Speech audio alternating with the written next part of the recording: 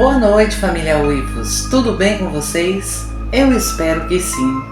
Estão preparados para ouvir mais relatos sombrios de lobisomens? Então feche as portas, as janelas, apague as luzes e vem comigo, porque hoje os relatos estão do balacobaco. Relato: algo bateu na porta. No dia seguinte, um homem pediu sal. Saudações, família Uivos. Me chamo Maria Helena. Moro em Borá, interior de São Paulo. Irei contar para vocês o que aconteceu comigo e minha madrinha no finalzinho dos anos 80.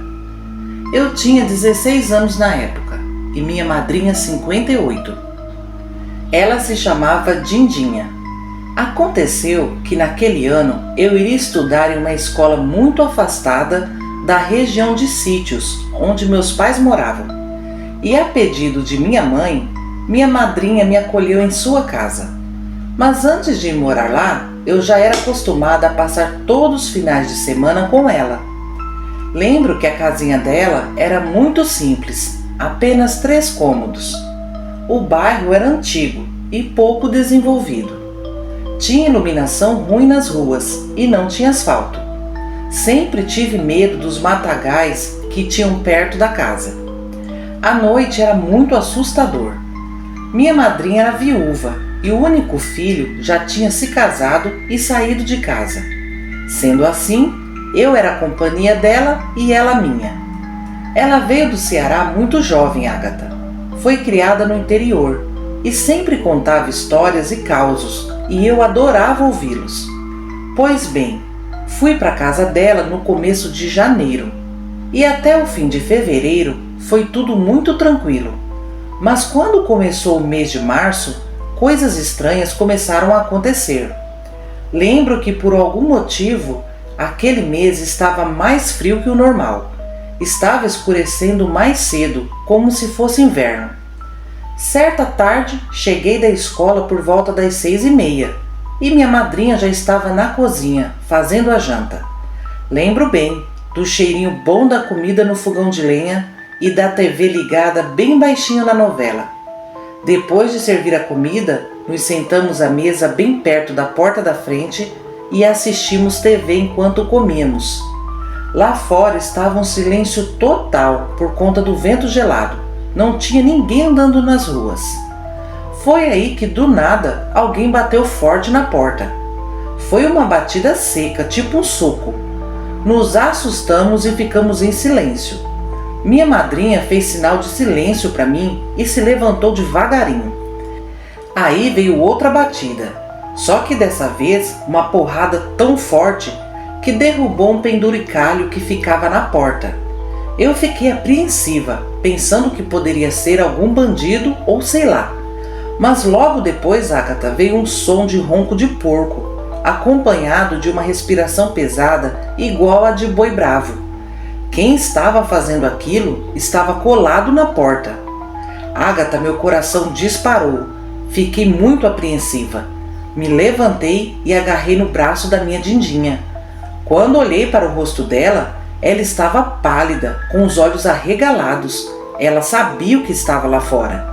E ela me falou assim: "Fique em silêncio, fia. Vamos pro quarto agora." A reação dela me assustou mais que o barulho. Ela me levou pro quarto e trancou a porta daquelas de madeira bem antiga, com chaves, 2 trancas e ainda atravessou uma madeira. Mas antes de irmos pro quarto, ela pegou uma lata que tinha sal e levou conosco. Aí ela saiu despejando punhados por onde passávamos. E no chão do quarto, perto da janela, ela fez uma cruz de sal. Enquanto isso, Ágata, lá fora, aquele bicho começou a arranhar a porta, roncar mais bravo ainda e rodeava a casa, se esfregando nas paredes. Teve uma hora que aquilo se jogou contra a parede do quarto. Parecia que ele sabia que a gente tinha se escondido ali. Aí eu comecei a chorar baixinho e a tremer muito. Eu não me segurava. A minha madrinha, passamos a noite acordadas. Foi terrível. Quando amanheceu, minha madrinha abriu a porta e eu nunca me esqueço do que vi. Parecia que um animal maior que um boi tinha andado no quintal. As marcas das pegadas eram fora do normal. Para falar a verdade, acho que era maior que a pegada de um boi. Era muito grande e funda. Aí eu perguntei para minha madrinha se ela sabia que bicho era aquele. Ela estava com uma enxada ajeitando a terra por cima das pegadas. E demorou um pouco, mas ela me respondeu. Minha filha, isso não é bicho normal não. Nunca queira ver, pois no dia que você vê, nunca mais vai esquecer.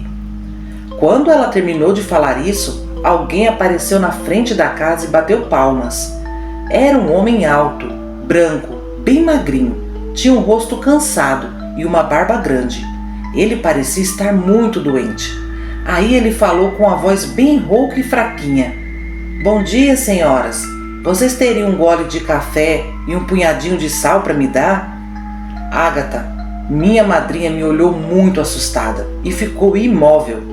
Eu não entendi a gravidade da situação, mas a cara de espanto dela me assustou. Ela abaixou a cabeça sem dizer nada.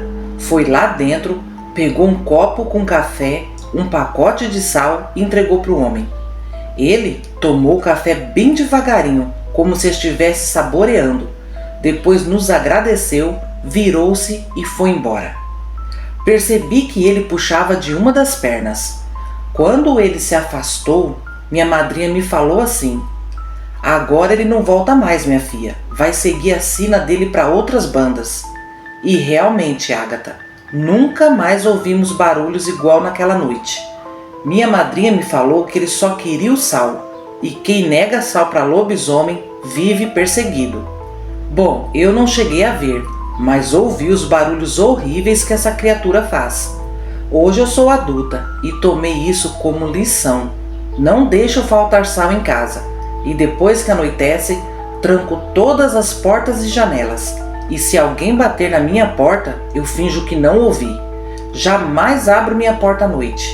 É isso, Ágata. Essa história é verdadeira, viu? Aconteceu comigo e minha madrinha. Espero ouvi-la no seu canal. Um forte abraço a todos e boa noite. Relato: lobisomem nos perseguiu até abandonarmos a casa.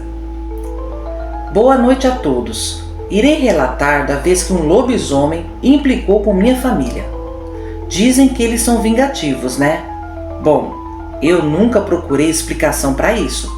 Só sei o que a gente viveu e que nos fez ir embora para bem longe. Me chamo Lourival e isso aconteceu quando morávamos em Pacujá, no Ceará. Tudo começou, Ágata, com barulhos à noite. Eram passos correndo perto de casa que parecia um cavalo solto. Algumas vezes ouvíamos relinchos e depois um tipo de rosnado grosso e seco. No começo, apesar daqueles barulhos incomodar, não demos muita importância, pois realmente poderia ser o cavalo de algum morador próximo. Mas quando se aproximou da quaresma, virou rotina. Era toda noite, sempre depois da meia-noite. Numa dessas noites, eu ouvi algo passar tão rápido na rua que parecia um foguete. E aquele som de cascos e unhas batendo no chão era intrigante. Foi aí que decidimos vigiar. Certa noite, apagamos as luzes e ficamos olhando pela janela e por uma brecha da porta. Estávamos morrendo de medo, mas a curiosidade era maior. É como diz aquele ditado: a curiosidade matou o gato. No caso, quase nos matou. De repente começou a vir aquele atropelo pela rua. Ficamos bem atentos e de repente aquilo passou. Não era cachorro e não era homem. Era uma criatura alta, curvada, todo coberto de pelos. Corria de um jeito estranho, o focinho comprido e as orelhas caídas. Eu senti um frio subir pelas minhas cambitas. Minha mãe trancou a brecha da porta e falou: "Minha Nossa Senhora, isso é um lobisomem." Meu pai, coitado, ficou incrédulo. Aí a minha mãe foi se deitar, mas eu e meu pai continuamos na janela. Um tempo depois, ouvimos os galopes se aproximando de novo. E meu pai me falou: Lori, lá vem ele de novo. Ficamos atentos, Agatha, e ele passou. Foi outro choque ver aquilo de novo e perceber novos detalhes, como a traseira rebaixada e as pernas tortas. Só que não foi só isso que aconteceu.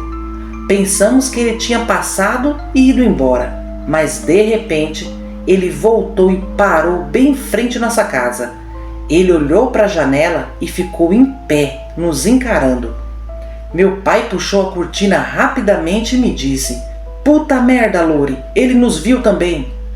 Aí eu perguntei como ele sabia que estávamos na janela, porque ele passou rápido e vimos pelo vidro. Mas o meu pai não soube me responder. O lobisomem ficou ali por um bom tempo observando a nossa casa.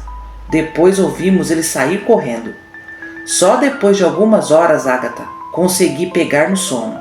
E na manhã seguinte, acordei com minha mãe procurando nossa gatinha que estava prenha. Mas ela simplesmente sumiu sem deixar rastro. E isso foi a primeira represália que sofremos. 2 noites depois, o bicho voltou. Dessa vez, ele invadiu nosso quintal, que na época não tinha muros. Acordamos com ele rodeando a casa, farejava tudo e rosnava baixinho, tipo para nos pegar de surpresa. Meu pai levantou, pegou a peixeira 6 polegadas em cima do armário e ficou de plantão atrás da porta. Eu e minha mãe pegamos outras facas e ficamos atentos nas janelas. Agatha, foi a noite inteirinha aquilo arranhando a porta. Depois ele ia para as janelas e arranhava também. Depois ele voltava na porta e empurrava. E o medo tomando conta da gente a cada investida que o bicho dava. Ele só foi embora quando os galos da vizinhança começaram a cantar. Daí por diante foi só perseguição. As coisas começaram a desaparecer. Minha mãe deixou o varal cheio de roupas nos fundos da casa. No dia seguinte, o varal estava arriado no chão. Algumas peças rasgadas, outras caídas pelo quintal, mas a maioria sumiu. As galinhas sumiram uma por uma. Só achávamos as penas. Depois ele atacou o chiqueiro. Ouvimos todo o tormento dos porcos e não pudemos fazer nada. Coragem de enfrentar aquele bicho não tínhamos. E detalhe, ele não matava todos de uma vez, era um por noite, para nos atormentar mesmo. O nosso erro, Agatha, foi ter deixado ele nos ver. Parecia que ele queria nos assustar e nos expulsar de lá. Teve uma madrugada que ele passou horas se jogando contra a porta e as paredes. Pegamos tudo que era pesado e encostamos na porta. Esqueci de mencionar uma coisa. Quando ele se aproximava da janela, dava para sentir um cheiro muito forte de cachorro molhado. Isso tudo durou a quaresma inteirinha. Chegou ao ponto de começarmos a dormir de dia e passar as noites acordados, vigiando para não ter a casa invadida. Meu pai cochilava com o facão ou a peixeira embaixo do sovaco, e minha mãe vivia jogando sal em volta da casa e rezando, mas nada adiantava. Era anoitecer, ele aparecia. Até que numa noite ouvimos um assovio vindo do quintal. Mas não era um assovio com voz humana, era um som diferente. Foi a noite inteirinha aqueles assovios. Ali, Agatha, entendemos que ele não ia nos dar paz. Ele queria que a gente fosse embora. E conseguiu, viu?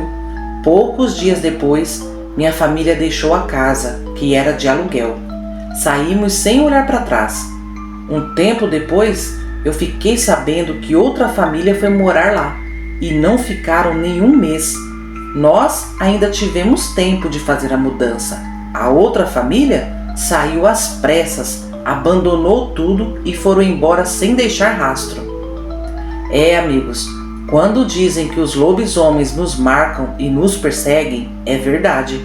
Se eu não tivesse vivido isso, não acreditaria. Mas é a pura verdade. Hoje, quando alguém fala para mim que viu lobisomem, eu acredito. E digo mais, cuidado para eles não perceberem sua presença, pois eles são vingativos. É isso, meus amigos. Essa história é real. Um lobisomem conseguiu nos expulsar da nossa terra natal. Agatha, pode falar o meu nome e a cidade. Um abraço a todos e boa noite. Esses foram os relatos de hoje, família Uivos. Gratidão aos inscritos que nos enviaram suas experiências terríveis com esses vira-bichos vingativos. Realmente, gente, lobisomens são perseguidores, né?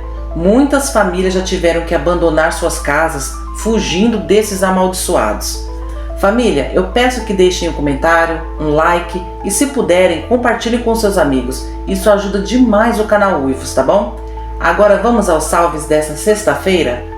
Vai um salve todo especial para Elizabeth Vieira dos Santos, Joana Santos Saraiva, Crispim Cruz Nascimento, Jorge Capela, Naum Pinheiro, Isa Silva, Jonas Luiz, Elisandra Cruz, Evaldo Ribas, Severina Barbosa, Divina da Silva, Mili Beccelli, Márcio Vieira, Júnior Martins, Simone Fagundes, Vanessa Carolina Coelho, Rosilda Pereira, Metatron, Francisco Oliveira, Carla Aparecida Bueno, Wendel José Gonçalves, Iraci Souto, Maria Tassiana, Carlos Marques, Rosana Souza, Nilce do Lago, Tânia Tomico, Maria Augusta, Maria Fernanda, Joana Feitosa, Cláudio Américo, Cláudia Costa, Florinda Dias, Valdilé Noronha, Peter Souza, Gessiano Alves, Aparecido Luciano Santana, Rosemary Ramos e Andy.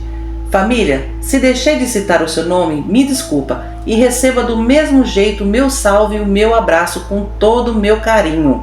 E é isso, meus queridos. Agora eu me despeço desejando a todos uma noite abençoada, um excelente final de semana, um abração da sua amiga Agatha e até terça-feira, família Uivos. Tchau, tchau!